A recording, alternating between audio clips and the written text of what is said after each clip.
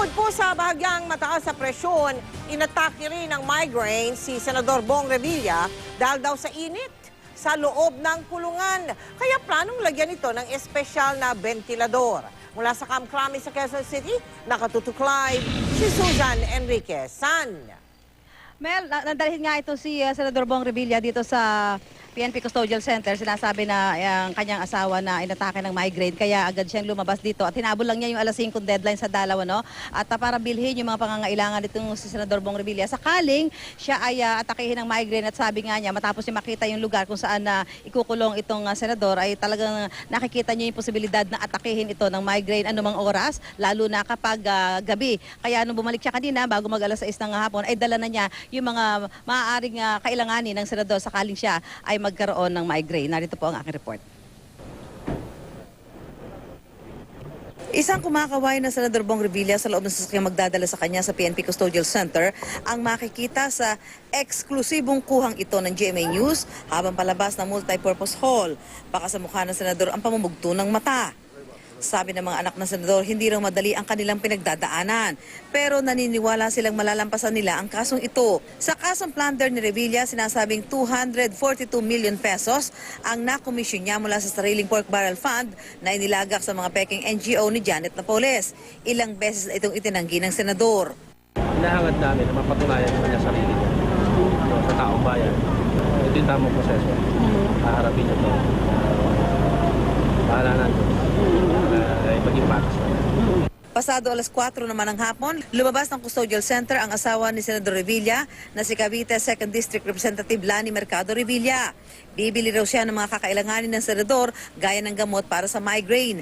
Sa liit daw kasi ng lugar at dahil walang aircon, malamang na atakehin ito ng migraine. I have to buy some of his things na kailangan pa ho niya. So, dahil mainit talaga sa loob. Ang fear ko kasi yung may migraine attack siya pag minsan may times na dinadala namin siya sa ER. Sando, ice cooler, lalagyan ng yelo, ice pack, things that would help him in case na migrainin siya. At Mel, alam mo, pasado alas 6 na ng gabi nang makalabas dito sa PNP Custodial Center itong si Congresswoman Lani Mercado Revilla, no? At yun nga, inihabol niya yung mga kailangan niyang bilhin. Ngayon, alamin natin kung lahat ba ng pangangailangan ni Senador Bong Revilla para kahit paano maging komportable naman ng konti yung kanya pananatili doon, ay naibigay. Congresswoman, yung mga sabi mo kanina, pinamili mo, lahat ba yun? Ipasok mo ngayon doon sa kulungan? Yung cooler, yung yelo, yung ice pack, ilang pagkain, yung stock niya for a few days. Sinunod namin kung ano yung mga nandun sa listahan nila na bawal na dalhin. So, yun lang, we complied by it. Sarili niyang kutsara, tinidor, baso, plato, yun. Tapos, tubig, cleaning materials.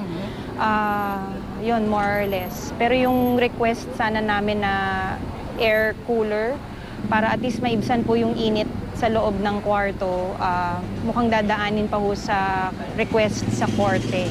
So, susundin po namin yun. Sana mag-grant. Dahil mas mahihirapan po ang kapulisan kapag nag-trigger yung migraine at hindi nila alam kung anong gagawin. So, yun lang. So ano mga ginawa ninyo ngayon kung sakaling parang ano yung dapat gawin ng mga nagbabantay kung sakalang atakehin siya ng migraine or sabi mo tumataas din ang kanyang blood pressure? Tumataas ang blood pressure niya and ang nakakatakot dyan baka magkaroon ng pagputok ng ugat and yun ang iniiwasan natin. His mom passed away because of aneurysm. So, kailangan po talagang i-monitor kapag nagkaka-migraine, i-check yung BP niya at kailangan bigyan ng agarang panlunas. Huwag intayin na umabot sa peak ng migraine kundi hindi gagana yung oral medications niya. Congresswoman, paano ba ito? Kayo ba makakadalaw araw-araw dito sa Custodial Center? Hindi po. We're only allowed to visit Thursdays and Sundays, 9 in the morning hanggang alas 3 po ng hapon. Saan? So bukas hindi kayo makakadalaw hanggang sa Sunday na? Hindi pa po. Kung sakasakaling pwedeng dumalaw, makikiusap po ulit kung pwedeng dumalaw. In special cases, we have to write them after a week in advance. Nakadikit yung Xerox ng ID ng mga taong kasama. Nalabas dun sa 10 people, immediate family list na aming isinubmit. Okay, Congresswoman, si Mel Chanco, may tatanong sa atin, Mel? Salamat, San. Magandang gabi po sa inyo, Congresswoman. Kamusta na po kayo ngayon at ang mga bata? How are they taking this? Medyo malungkot. Hindi naman po ordinaryo na nakukulong ang ama ng tahanan.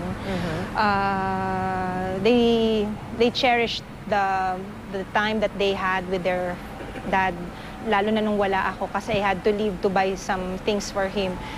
Cherish nila yung moment na nandyan sila at nakipag-usap sa kanilang ama. Bago po itong araw na ito, Congresswoman, nagkaroon po ba ng pagpupulong ang pamilya na ipaliwanag pa ng ama sa mga anak kung ano ang mangyayari at kung papaano ang gagawin ninyong mag-iina from here on, Congresswoman? Yes, nagkaroon ng pagkakataon pero matagal na po yun eh. Kasi ang mga balitang dumarating talaga sa amin, huhulihin, hindi huhulihin, huhulihin. This lasted for several months. Pero ngayong huling pag-uusap namin dito po sa detention cell niya, lagi niyang paulit-ulit na sinasabihin na ang mga anak ko na to be good, stick together, be strong, be good students, lalo na dun sa mga anak kong nag-aaral pa.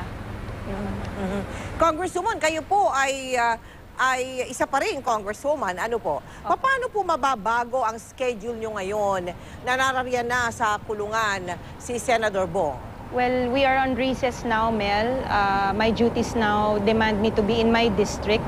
Umiikot pa rin tayo, pero ngayong mga panahon na to, we are celebrating our second city anniversary ng lungsod ng Bacoor. And unfortunately, this has happened.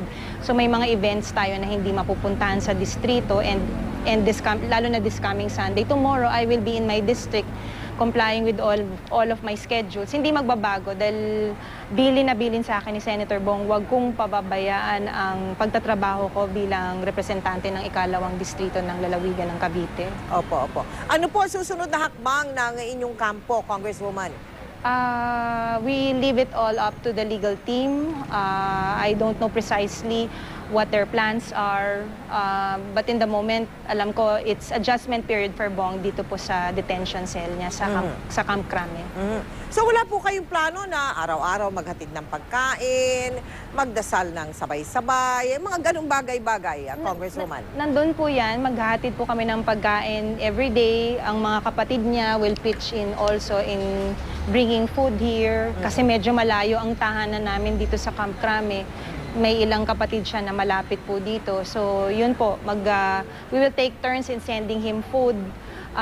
Siyempre ang pagdadasal hindi mawawala. Actually, isa sa mga request namin on a Sunday is to have fellowship. Gusto namin dalhin dito yung pastor namin. Magkaroon po kami ng fellowship as a family. Sana makasama rin ho namin yung father-in-law ko para at least we pray together and we have fellowship as a family. Congresswoman, ako magpapasalamat na sa inyo. Magandang gabi po, Congresswoman Lani Mercado, may bahay ni Senador Bong Revilla. Thank you At very maraming much, salamat din sa iyo, Susan Enriquez.